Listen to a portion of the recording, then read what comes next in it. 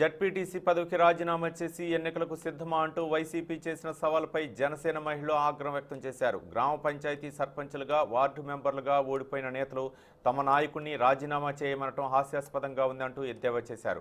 పశ్చిమ గోదావరి జిల్లా వీరవాసరం గ్రామ పంచాయతీలో వైసీపీ నేతలు మీడియా సమావేశం నిర్వహించడంపై వారు తప్పుపట్టారు. పంచాయతీ కార్యాలయాన్ని వైసీపీ కార్యాలయంగా మార్చివేశారని మండిపడ్డారు. వీరవాసం మండలంలో అభివృద్ధి ఎక్కడ జరిగిందో చూపించాలంటూ వైసీపీ నాయకులకు సవాల్ విసిరారు. సుమారుగా 4 కోట్ల రూపాయల నిధులు గత 3 సంవత్సరాలుగా అభివృద్ధి పనులకు వినియోగించనివ్వకుండా స్థానిక ఎమ్మెల్యే అడ్డుపడుతున్నారని ఆరోపించారు జనసేన మహిళలు. కనబడట్లేదా అని ఒక నాయకుడు అన్నారండి, ఒక సర్పంచ్ గారు, ఎమ్మెల్యే గారు డ్రైనేజీ ఇచ్చారని. ఎక్కడండి ఇచ్చారు? అండర్ గ్రౌండ్ డ్రైనేజీ అంటే అది అండర్లో దాగుండిపోయిందా? మాకు కళ్ళు ఉన్నాయండి. ఎక్కడ ఉందండి మీరు కట్టిన అండర్ గ్రౌండ్ డ్రైనేజీ? శిలాపలకాల మీద మీ పేర్లు వేసుకొని గొప్పగా చెప్పుకోవడం కాదు, అభివృద్ధి చేసి చూపించండి అని నేను మిమ్మల్ని అడుగుతా ఉన్నాను. అలాగే మీ ఎమ్మెల్యే గారిని మేము నీచమైన భాష మాట్లాడాము అని అడుగుతా ఉన్నారు. మరి మీరు మాట్లాడింది ఏంటండి? నిన్న మీరు అసలు పత్రికా సమావేశం ఏర్పాటు చేసింది ఎందుకు? ఎమ్మెల్యే గారికి జడ్పీటీసీ గారు కౌంటర్ ఇచ్చారు, అది ఆయనకు హక్కు ఉంది.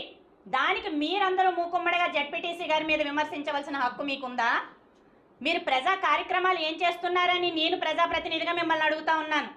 ఇప్పుడు జడ్పీటీసీ గారు ఎమ్మెల్యే గారిని రాజీనామా చేయండి, నేను మీ మీద పోటీకి వస్తాను అని అడిగితే ఏంటండి చెప్తా ఉన్నారు?